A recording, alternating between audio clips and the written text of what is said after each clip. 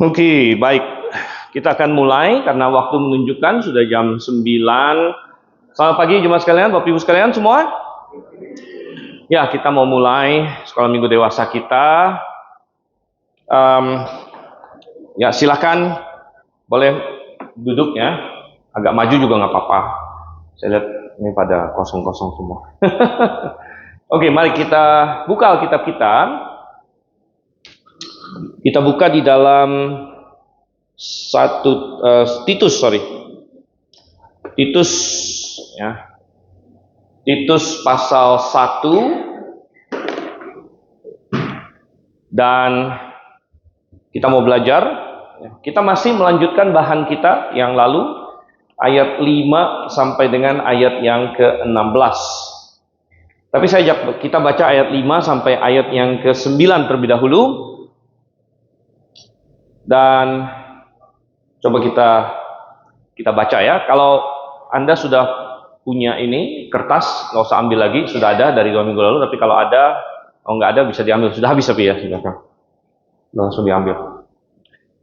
Oke, baik, mari kita baca dulu Titus pasal 1 ayat 5 sampai ayat 9. Demikian firman Tuhan, aku telah meninggalkan engkau di Kreta dengan maksud ini supaya engkau mengatur apa yang masih perlu diatur dan supaya engkau menetapkan penatua-penatua di setiap kota seperti yang telah kupesankan kepadamu.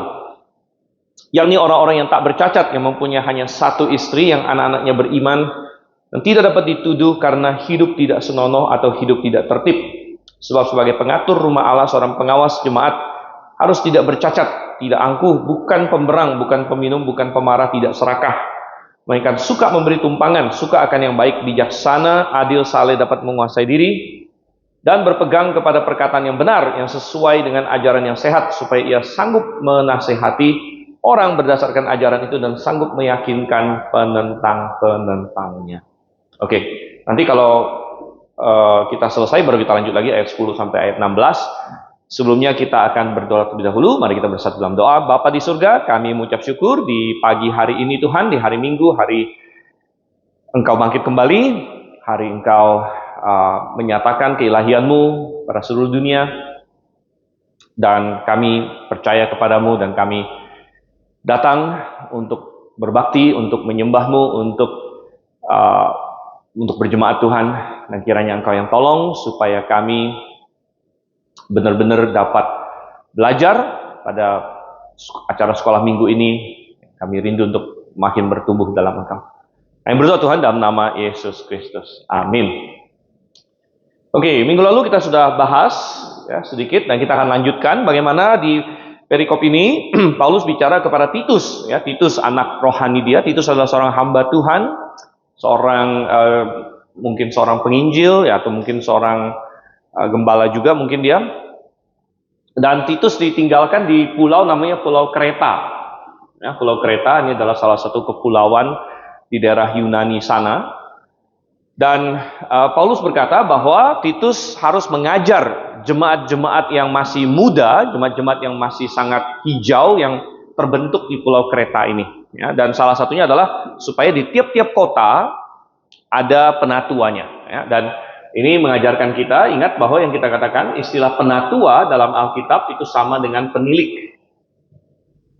Karena di ayat yang ke-5 disebut penatua, ayat yang ke-6 disebut penilik. Ayat yang ke-7 maksud saya. Ya, sebab sebagai pengatur rumah Allah seorang pengawas jemaat. Nah, kata pengawas jemaat di sini dalam TB1 penilik. Ya, penilik jemaat ini dari kata episkopos. Ini sama di sini. Oke, dan ini sama dengan gembala. Gembala, jadi penatua, penilik, gembala. Jadi saya bisa disebut gembala. Mungkin ada yang tanya, kenapa kadang-kadang ada yang panggil saya muksi. Ya, Pak Suento juga sering dulu kita, dan sampai sekarang juga kita panggil muksi. Ya. Muksi itu bahasa Chinese sebenarnya. Bahasa Chinese artinya gembala. Gitu. Jadi itu cuman ini aja. Kalau bahasa Inggrisnya pastor, saya sebut pastor. Ya. Nah, kadang-kadang di Indonesia ini kita agak sedikit dibikin rancu karena dulu waktu SD saya masih ingat saya diajar kalau pastor itu agama apa? Katolik. katanya. Ya. Jadi kalau Kristen itu malah disebutnya pendeta, begitu. Ya. Kristen pendeta katanya. Ya. Katolik pastor. Padahal ya satu, kita tidak pakai pendeta. Kenapa? Pendeta nggak ada dalam Alkitab. Ya. Kita GBA kita tidak pakai pendeta karena pendeta tidak ada dalam Alkitab. Nah, mungkin ada yang bilang begini, tapi kan kita ada pakai istilah-istilah yang nggak ada dalam Alkitab juga. Misalnya kita pakai istilah Tritunggal. Memang kata Tritunggal nggak ada dalam Alkitab. Ya, tapi kita pakai istilah Tritunggal nggak masalah, gitu kan? Ya itu nggak masalah karena itu kan menggambarkan suatu konsep, gitu. Ya, dan tidak ada istilah yang lebih cakep lagi di dalam Alkitab, gitu. Sedangkan kita tidak usah pakai pendeta karena sudah ada istilahnya dalam Alkitab, gitu. Jadi ngapain kita bikin istilah baru lagi? Ya? Karena istilahnya sudah ada dalam Alkitab. Istilahnya apa? Ya istilahnya ini. Kalau mau sebut penatua boleh, mau sebut penilik boleh, mau sebut gembala boleh. Ya. Jadi memang belakangan ini lebih populer sebut gembala atau pastor. Nah, saya melihat di dunia kekristenan Indonesia ini sekarang mulai ada banyak gereja-gereja non Katolik yang mulai pakai pastor. Ya.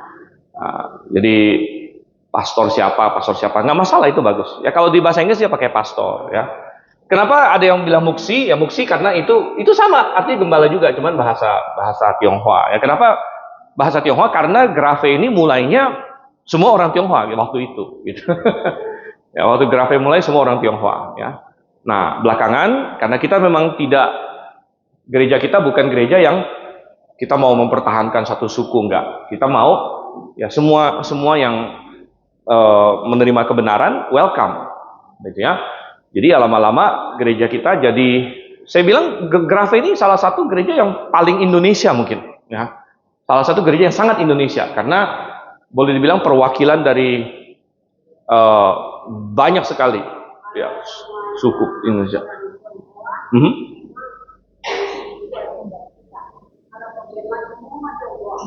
Ada.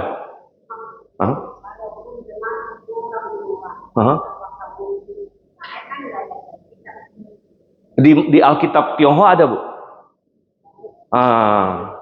Jadi Alkitab Tionghoa ada.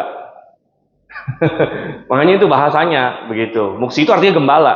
Ya, di Alkitab Tionghoa sebutnya muksi. Kalau di Alkitab bahasa Indonesia sebutnya gembala. Begitu. Di Alkitab bahasa Inggris sebutnya apa? Pastor. Begitu. Ya, cuma ini masalah bahasa aja. Begitu ya. Nggak masalah, itu sama. Tapi sebenarnya boleh juga panggil penatua, ya boleh juga panggil penilik sebenarnya. Ya, jadi saya penatua gitu kan. Tapi kita lebih terbiasa gembala, ini nggak masalah ya. Lebih terbiasa gembala. Nah, lalu jadi dia bicara soal ini dan kita sudah bicara mengenai kriteria. Jadi Tuhan bilang kalau orang yang mau jadi penatua atau gembala ini ada kriterianya. Dan saya sudah berkali-kali menekankan bahwa ini bukan hanya untuk dipelajari oleh orang-orang yang mau jadi gembala. Gitu. Nah memang di jemaat kita ini sangat spesial karena jemaat kita ada GITS ya, kita ada seminari yang melatih orang-orang yang mau melayani Tuhan sebagai gembala, mau melayani Tuhan sebagai penginjil. Kita ada, jadi di sini ada banyak. Nah, kebetulan mahasiswa ada sekitar 13 orang lagi di Bandung. Ya. Jadi mereka lagi pelayanan di sana, bantu-bantu, jadi agak sepi. Tapi nanti kalau mereka udah balik lagi, banyak nih, gitu, mahasiswanya, gitu kan. Kalau hari Minggu juga ada sebagian keluar, gitu ya. Ya, jadi orang-orang yang pengen mempersiapkan diri jadi gembala, ya perlu menyadari ini. Wah, ini apa nih kriterianya, gitu kan? Tetapi bukan hanya untuk mereka saja, begitu. Bukan hanya untuk mereka saja, karena daftar ini bagus untuk semua orang Kristen. Artinya ini adalah sesuatu yang perlu dikejar oleh semua orang Kristen, begitu. Nah, kita tidak ada bisa berkata begini, oh saya bukan gembala dan saya tidak mau jadi gembala, jadi saya boleh melanggar ini semua. Gitu. Saya boleh melakukan sebaliknya dari ini semua. Nggak bisa begitu. Ya. Karena sebenarnya yang digambarkan di sini syaratnya ini berbicara mengenai intinya seorang Kristen yang baik, yang dewasa, gitu. Ya, jadi kalau saya boleh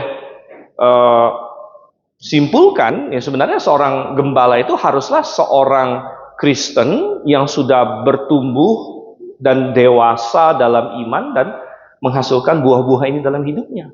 Begitu. Yang semestinya adalah memang tujuan dari setiap orang percaya. Begitu. Tujuan dari setiap orang percaya. Ya. Nah, jadi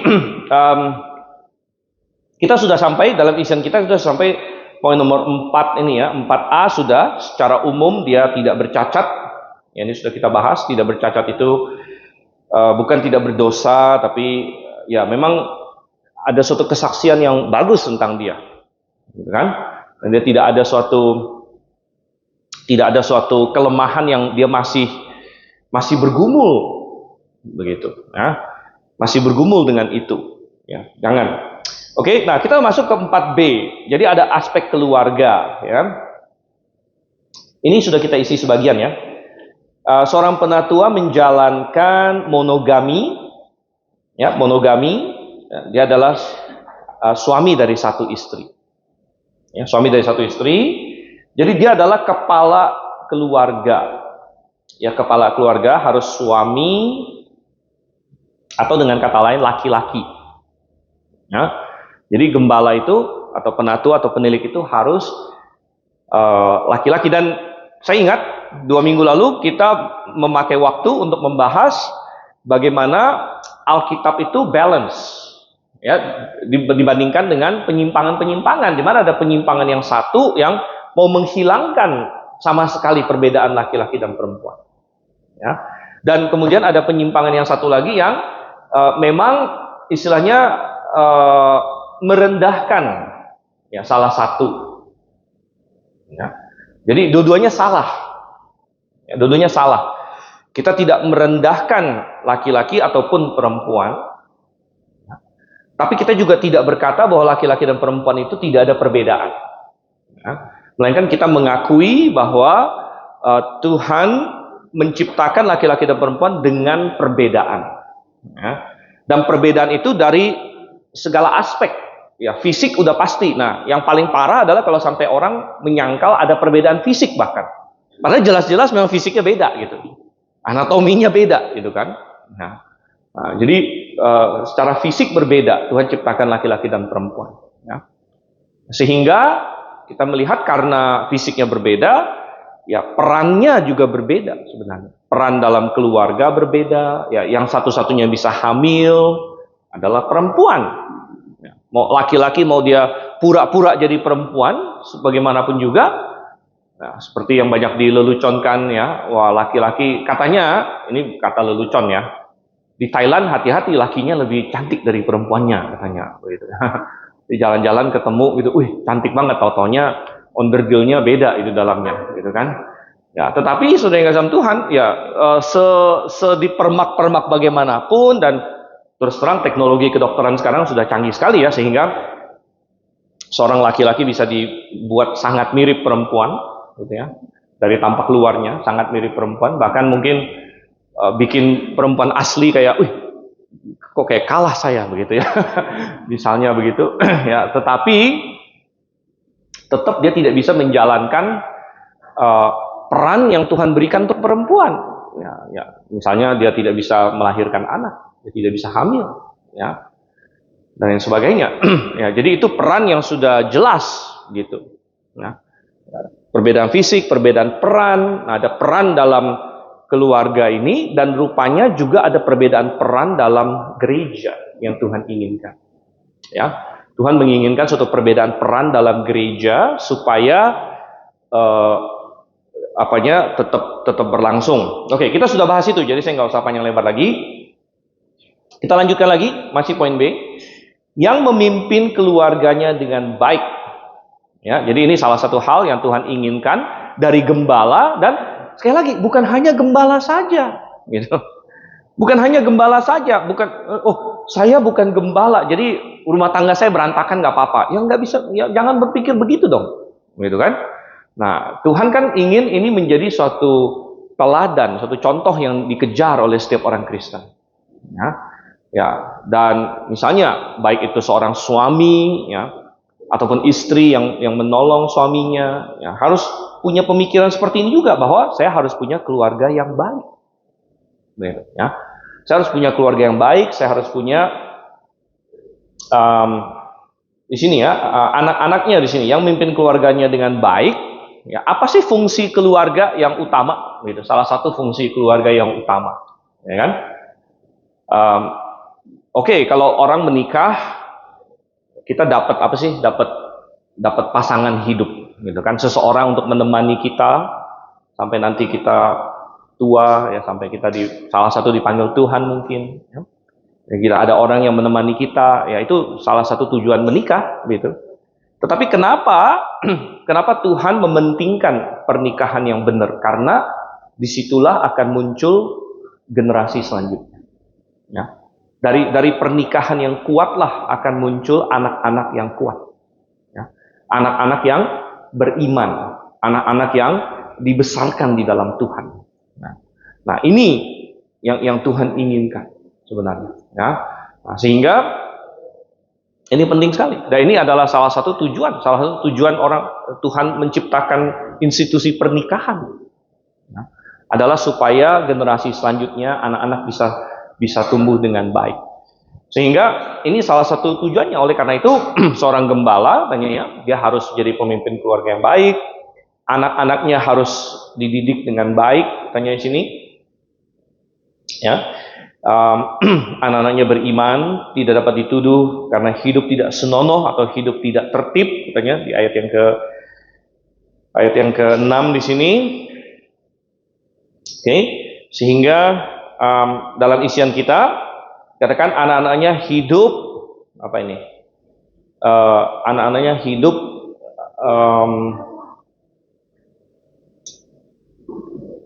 hidup beriman. Oke, ya, hidup beriman itu isian kita. Anak-anaknya hidup beriman baik dalam pengakuan maupun kelakuan. Ya, hidup beriman baik dalam pengakuan maupun dalam kelakuan. Katanya di sini. Oke, baik ya. Lalu kita masuk ke ayat yang ke-7 di sini. Ayat yang ke-7 sampai dengan ayat yang ke-8 di sini ya. Ayat yang 7 sampai 8 ini aspek pribadi. Aspek pribadi. Nah, aspek pribadi di sini bisa kita bagi dua. Dia tidak boleh bagaimana dan dia harus bagaimana. Jadi dari sisi negatif dia tidak boleh begini, tidak boleh begini, tidak boleh begini. Dari aspek positif dia harus begini, harus begini, harus begini. Ya. Jadi kita lihat secara negatif dulu. Dia tidak boleh apa. Ya, dan ini sekali lagi, ini adalah target untuk setiap orang percaya. Seharusnya setiap dari kita membaca ini kita bertanya, saya mengejar ini, saya sudah sampai belum? Saya sudah sampai belum? Ya. Ayat yang ke-7 kan, sebab sebagai pengatur rumah Allah, seorang pengawas jemaat harus tidak bercacat. Oke, tadi tidak bercacat sudah kita bahas. Kemudian tidak angkuh, tidak angkuh, bukan pemberang, bukan peminum, bukan pemarah, tidak serakah. Jadi ini negatifnya, tidak boleh begini, begini, begini, begini. Ya. Dan kita bisa simpulkan di sini, bukan orang yang mau menang sendiri. Ini isian kita. Ya, bukan orang yang mau menang sendiri. Karena kalau seseorang itu angkuh, ya, pemberang itu jadi kayak gampang marah begitu, ya, pemberang, pemarah segala macam, ya, ya berarti dia adalah orang yang intinya mementingkan diri sendiri, ya, mementingkan diri sendiri. Dan kalau kita mau melayani Tuhan, kita tidak bisa mementingkan diri sendiri. Ya, kalau kita mau mementingkan diri sendiri saja, ya, bukan melayani namanya.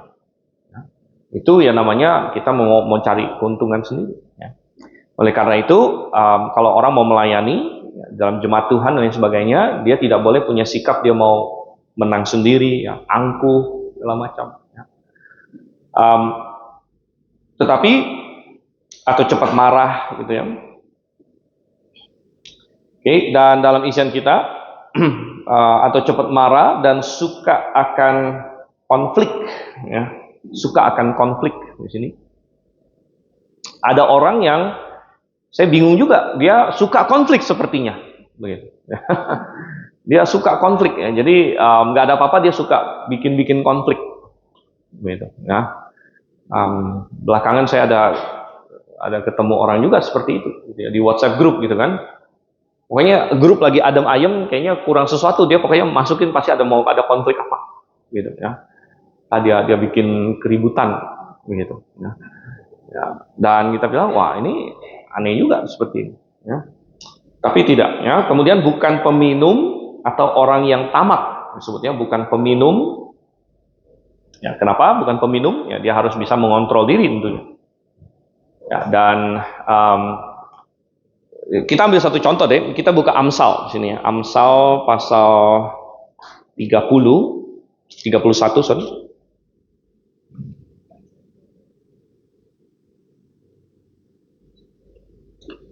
Amsal 31, kita lihat ayat yang kelima.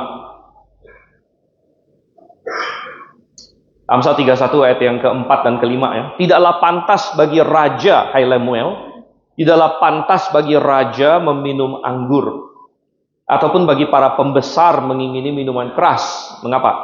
Jangan sampai karena minum ia melupakan apa yang telah ditetapkan dan membengkokkan hak orang-orang yang tertindas. Nah ini bahayanya. Bahayanya bagi seseorang yang dalam posisi kepemimpinan, dia tidak boleh dipengaruhi oleh alkohol. Tidak boleh. Kenapa? Karena kalau dipengaruhi alkohol, dia keputusan dia tidak jelas nanti. Ya. Dan dia membuat keputusan yang salah dan sebagainya. Jadi dibilang kalau raja itu tidak cocok minum alkohol. Kalau Anda baca terus ayatnya, katanya kalau alkohol kasih aja yang udah mau mati gitu. Bolehlah. Orang yang menderita, orang yang mau mati gitu ya. Ya, silakanlah kasih gitu ya.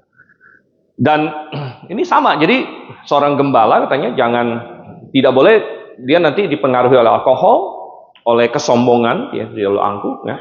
Dan juga jangan dipengaruhi oleh ketamakan. Oleh cinta akan uang ya. Oke, jadi sekali lagi ini bukan hanya untuk gembala, tapi untuk setiap orang percaya. Ya, kita harus mengecek diri sendiri bagaimana apakah hidup saya dipengaruhi oleh hal-hal ini.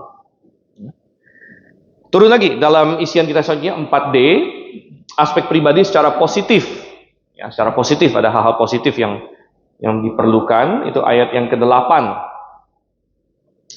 Melainkan suka memberi tumpangan, suka akan yang baik, bijaksana, adil, saleh, dapat menguasai diri.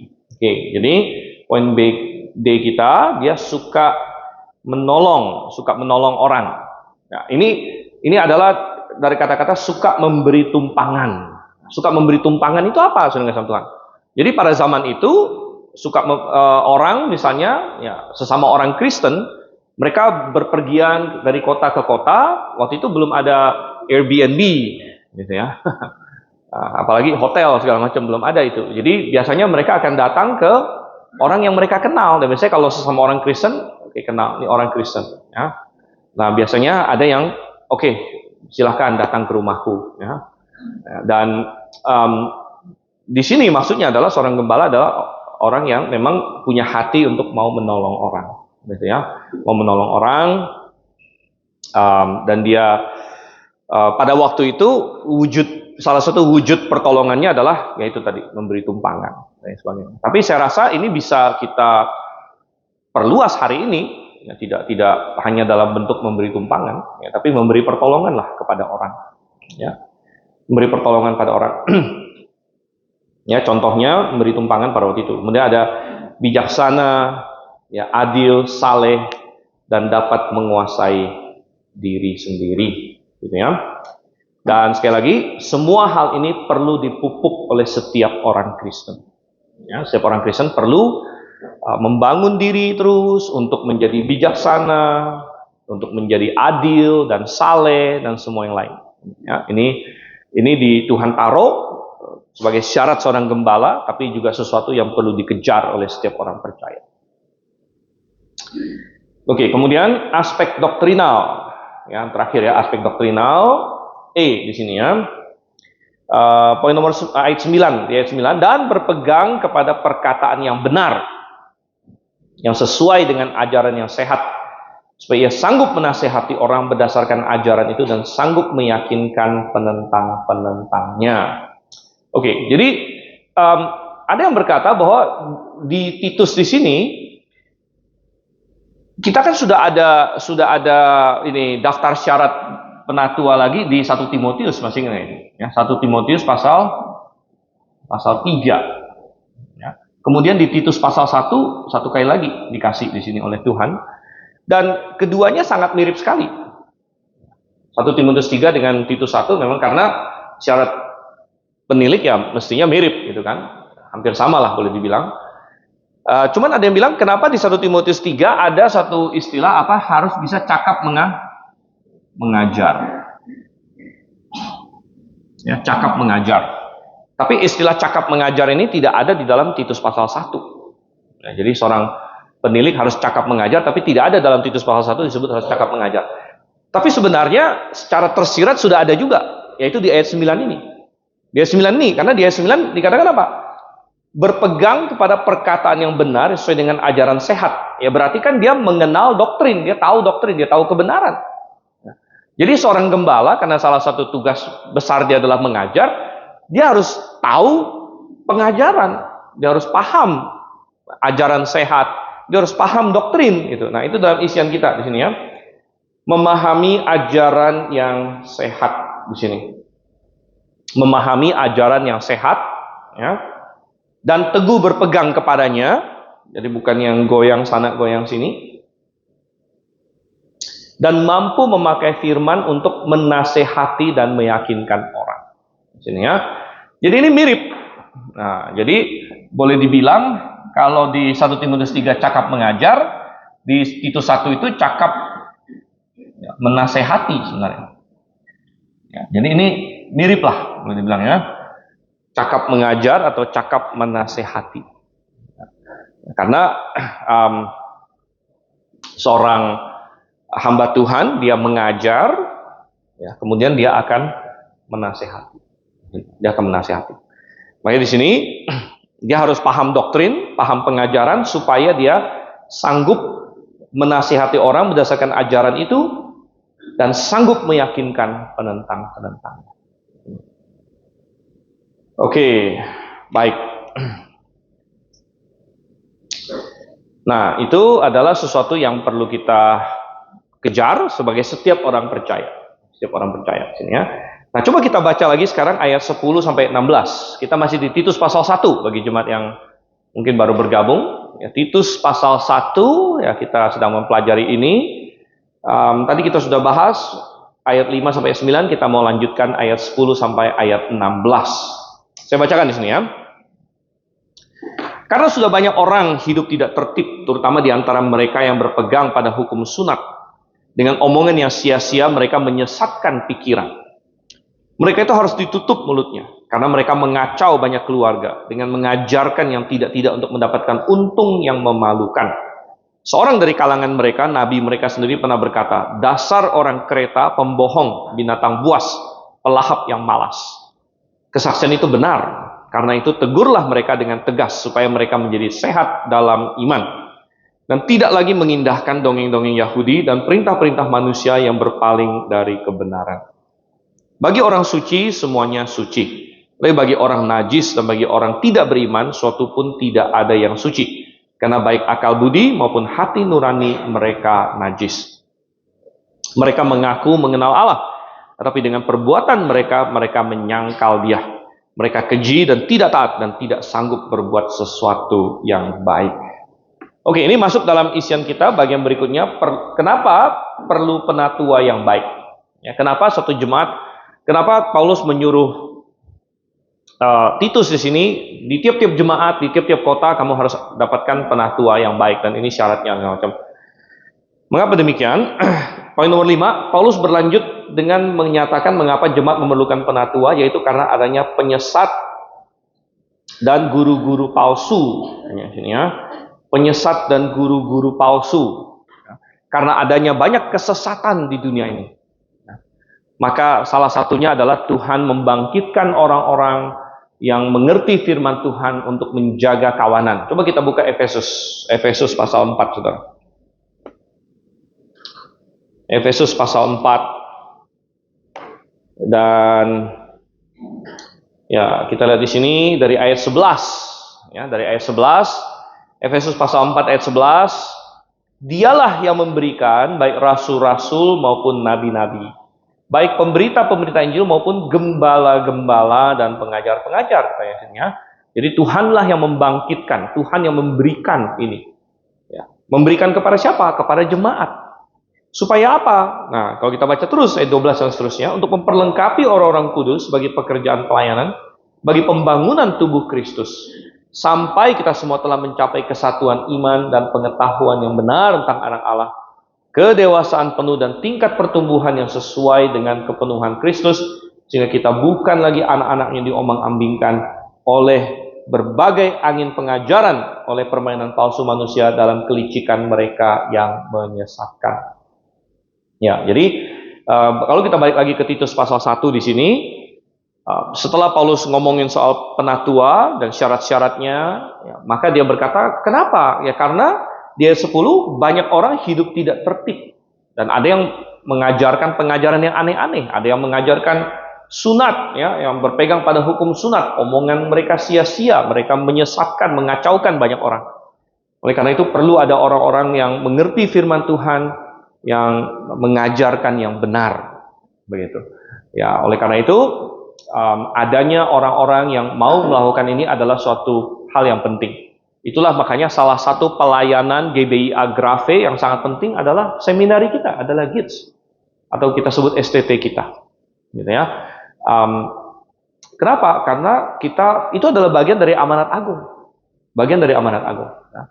Dan kita perlu untuk melatih orang-orang yang nanti akhirnya bisa mempertahankan iman yang benar. Ya. Mempertahankan kebenaran, mempertahankan doktrin yang benar.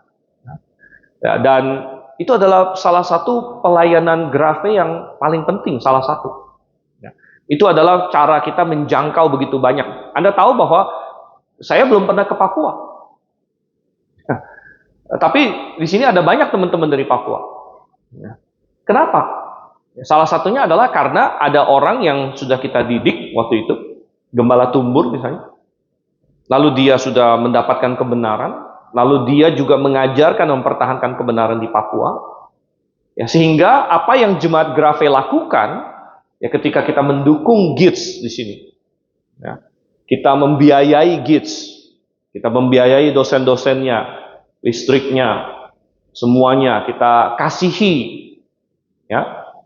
Orang-orang yang datang, mahasiswa yang datang kita kasihi mereka. Kita rangkul mereka, kita anggap mereka bagian dari diri kita. Ya, kemudian kita benar-benar menginvestasikan kebenaran kepada mahasiswa-mahasiswi. Kan? Dan tujuannya apa? Berarti kita punya bagian gitu. Kita punya bagian. Tidak banyak misalnya orang Jakarta pernah ke Nias atau ke Papua, ini udah dari barat sampai timur, kan? Tapi Anda tahu bahwa kita Grafe kita punya andil yang besar dengan apa yang terjadi di Nias, apa yang terjadi di Papua dan di semua pulau-pulau di antaranya, gitu ya. Dan itu adalah karena kita di sini kita melakukan suatu pekerjaan, gitu ya. Dan kita memahami betapa pentingnya orang-orang yang mau berdiri teguh di atas kebenaran, ya, mau akhirnya menjadi penatua, mau menjadi penilik di sini, ya, dan mereka nanti membuka jemaat-jemaat lain yang serupa dengan kita di tempat ini, begitu. Ya. Oke, nah. Masuk poin nomor 6 sini ya, masuk dalam poin nomor 6 kita. Dalam isian kita di sini, dalam konteks Pulau Kreta, para penyesat ini berlatar belakang Yahudi. Ya, jadi tantangan pada masa itu justru yang herannya seringkali orang Kristen itu kan awalnya banyak orang Yahudi awalnya. Ingat, orang Kristen pertama itu Yahudi semua. Ya, karena ya 12 rasul kan orang Yahudi semuanya. Yesus datang sebagai orang Yahudi. Kemudian orang-orang yang dia menangkan orang Yahudi dulu awalnya semua. Ya, dan waktu itu di Yerusalem 3.000 orang bertobat itu juga orang Yahudi rata-rata. Nah, boleh dibilang ya. Baru kemudian Injil menyebar ke tempat-tempat lain, baru nanti orang-orang lain semua gabung. Tapi seperti waktu kalau Paulus pergi dari kota ke kota, yang dia injilin pertama siapa? Orang Yahudi dulu. Karena kan ada kesamaan ini, ya, kayak ada inilah, dia bisa masuk di situ. Ya. Jadi Paulus masuk ke sinagog dulu, dia nginjil di sinagog. Ya. Jadi itu modus operandi Paulus. Dia ke kota, dia cari dulu orang Yahudi. Dia nginjil orang Yahudi. Nah, orang Yahudinya udah nggak mau, baru dia ini, yang bangsa-bangsa lain semua dia injilin juga. Gitu ya. Tetapi yang ironisnya adalah bahwa penentang terbesar kekristenan awalnya orang Yahudi juga. Jadi orang Yahudi lah yang paling menentang kekristenan dari awal. Sementara orang lain masih mungkin cuek-cuek aja gitu. Ini apa sih Kristen? Gitu kan. Waktu itu orang Yahudi yang menentang. Kenapa? Karena Kristen dengan Yahudi memang mirip. Mirip. Ya. Sama-sama monoteis. Ya. Sama-sama percaya perjanjian lama. Cuman orang Yahudi bilang perjanjian lama menunjuk kepada, orang Kristen bilang perjanjian lama menunjuk kepada Yesus. Orang Yahudi belum mau percaya itu. Nah, akhirnya ya, konflik banyak antara Kristen dengan Yahudi pada waktu itu. Sehingga itu yang salah satu dihadapi tantangan oleh orang Kristen di Pulau Kreta pada waktu itu. Ya. Di Pulau Kreta ada banyak penyesat dari kalangan Yahudi, ya, katanya berbicara mengenai hukum sunat dan lain sebagainya. Nah, ini kita lihat di sini ya. Masih di poin nomor 6 kita. Dalam konteks Pulau Kreta, para penyesat ini berlatar belakang Yahudi. Mereka mengacaukan pikiran orang-orang yang lugu sehingga perlu dibantah, ya, perlu dipatahkan argumennya. Nah, ini istilah Paulus adalah perlu ditutup mulutnya, gitu ya, ayat 11. Mereka harus ditutup mulutnya. Ditutup mulutnya ini bukan secara fisik kita main kasar gitu ya, tangkap orangnya di ini. Ya, tapi maksudnya adalah dibantah. Argumen mereka harus dikalahkan. Ya. Nah, mereka harus tutup mulutnya, katanya di situ. Ya. Dan motivasi para penyesat ini adalah keuntungan. Ya, jadi itu kita baca di ayat yang ke-11. Mereka itu harus ditutup mulutnya karena mereka mengacau banyak keluarga dan mengajarkan yang tidak untuk mendapat untung yang memalukan. Jadi kalau kita bukan karena kebenaran, ya, maka karena apa lagi gitu? Ya karena keuntungan kalau begitu. Misalnya hari ini ya, sangat disayangkan. Tadi saya bicara bahwa kita ada kirim penginjil ke berbagai tempat. Kita mau menginjil, kita mau mendirikan jemaat yang benar di berbagai tempat. Kadang-kadang di tempat tertentu yang paling menentang justru orang Kristen malah. Nah, pengalaman kita kirim penginjil ke Pulau Sabu misalnya. Sabu itu wilayah Kristen. Orang Kristen. Ternyata yang menentang orang Kristen juga. Gitu. Sampai penginjil Markus mau dibunuh lah segala macam, diancam waktu itu. Kemudian kenapa? Kenapa? Oh, takut. Takut apa? Takut kalau berdiri gereja lain, jemaatnya diambil. Nah, kalau jemaatnya diambil, apa yang terjadi? Ya, pemasukan kurang, mungkin, dan lain sebagainya. Jadi ujung-ujungnya lari ke apa? Masalah keuntungan. Ya. Keuntungan. Ya. Makanya dibilang orang-orang ini, ya, mereka mengacaukan banyak orang ya, demi mendapatkan keuntungan. Masih ingat waktu Paulus sempat ada huru-hara di Efesus, mana mereka kejar Paulus? Kenapa? Itu kan yang bikin huru-hara itu kan para pembuat patung Diana, para tukang perak katanya gitu. Dan mereka berpikir, wah kalau kekristenan ini makin besar, ya, makin banyak orang yang tidak lagi menyembah Diana, makin banyak orang tidak beli patung dari kita ini terancam, ya, penghasilan kita terancam. Ya. Orang mereka bikin huru-hara di Efesus pada waktu itu. Motivasinya apa? Sekali lagi keuntungan. Motivasinya keuntungan. Jadi pertanyaannya sebenarnya adalah kalau motivasi kita apa gitu dalam melakukan segala sesuatu? Apakah kebenaran? Kalau kebenaran ya berarti demi Tuhan. Kan? Motivasi saya kebenaran. Saya kalau berjemaat, motivasi saya kebenaran. Ya, kalau saya kenapa saya datang jauh-jauh? Wah, di sini kan jemaat Grafe ada yang dari macam-macam nih. Ada yang dari Jakarta Selatan, ada yang dari Cibubur, ada yang dari apa itu si Alyong di mana tuh? Rangkas, Bitung, ya, macam-macam. Ya. Kenapa? Motivasinya apa? Gitu. Motivasinya apa? Ya. Nah, kalau misalnya kita motivasinya kebenaran, ya oke, kita. Tapi beda lagi kalau motivasi kita keuntungan, nanti pertimbangan kita beda lagi, ya. Pertimbangan kita jadi beda nanti. Ya. Jadi di sini kita lihat guru-guru palsu di sini. Paulus bilang, ya mereka motivasinya keuntungan. Ya. Mereka mengacaukan banyak orang. Ya. Nah, oke, jadi sini ya. Oke, kita hampir selesai. Mungkin kita mau selesai saja karena kita nggak mau terlalu mepet ke jam 10. Jadi masih ada 3 poin di sini ya. Poin 7, 8, 9 nanti kita akan selesaikan. Ada yang mau ditanya nggak? Mungkin satu pertanyaan. Kalau misalnya ada yang mau ditanya, apa yang tadi kita bahas dari awal. Jadi kita masih belajar tentang Titus, ya. Kita belajar tentang surat pastoral di sini, ya. Dan kita mau terus bertumbuh dalam Tuhan. Pak Budi mau tanya, silakan.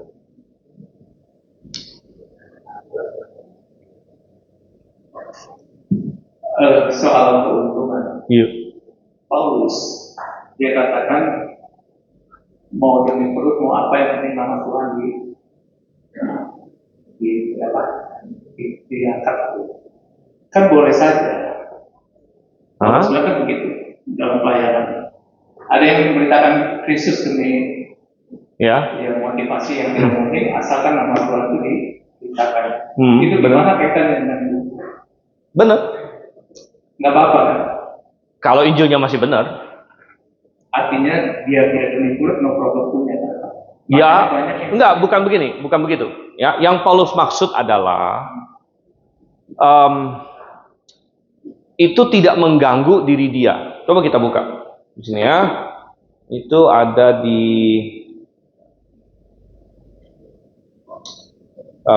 Filipi ya, kalau salah. Ya. Filipi pasal 1 coba kita lihat sini ya.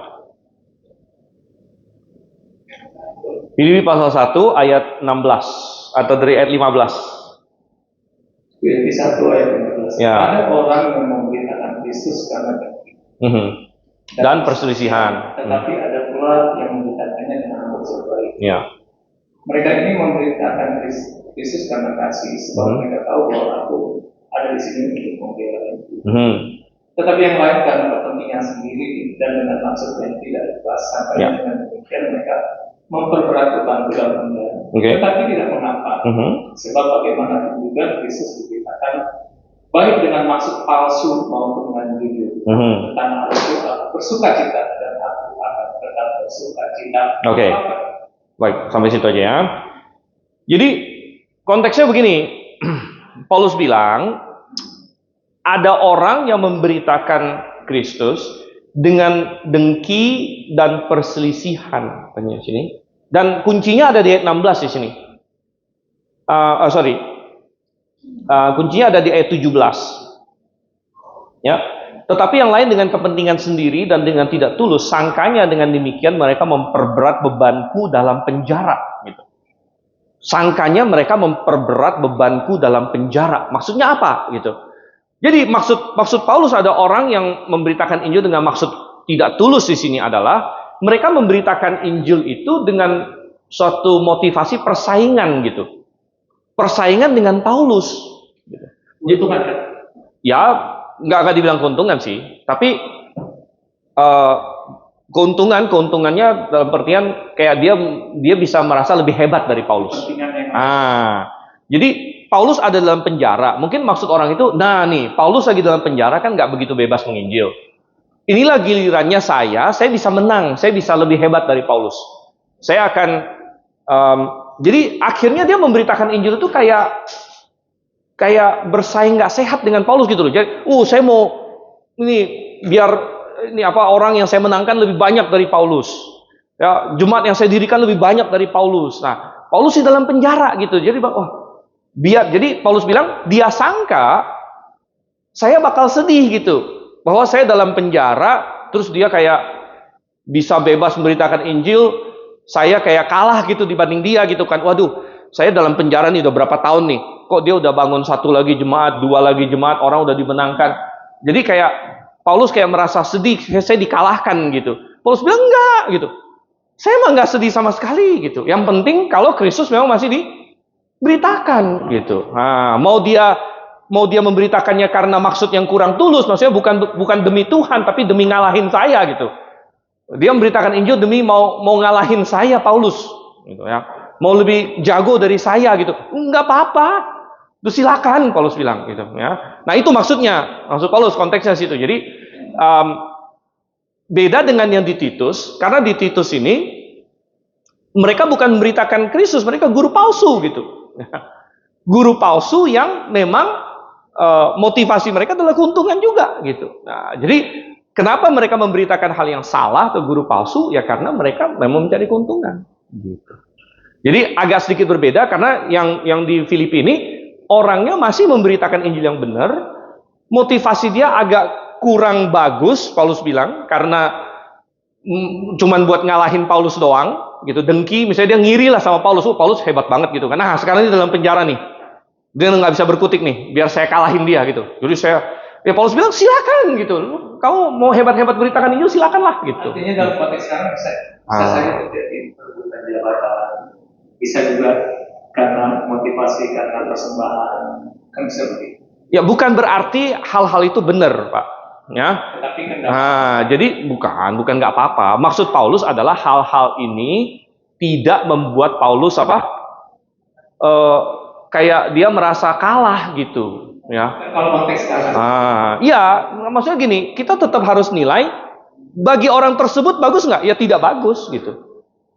Paham maksudnya? Bagi orang tersebut ya seharusnya dia memurnikan motivasi dia. Nah, tapi Paulus bilang bagi saya ya no problem gitu. Bagi Paulusnya, bagi orang tersebut ya seharusnya dia memurnikan motivasi dia. Paham maksudnya ya? Oke, baik. Jadi kita sampai di sini ya, kita akan lanjut lagi ya, kita berdoa, kita tutup dulu. Bapa di surga, kami mengucap syukur untuk kasih-Mu kepada kami Tuhan. Kau kiranya sertai, Engkau pimpin kami supaya kami terus ya bertumbuh, terus semakin memahami firman-Mu Tuhan. Engkau yang kiranya pimpin juga kebaktian yang akan kami lakukan sebentar jam 10, dan sertai jemaat-Mu yang mungkin dalam perjalanan, bawa dengan selamat tempat ini. Bagi yang sakit Tuhan Kau yang sembuhkan. Kami berdoa dalam nama Yesus Kristus. Amin. Oke.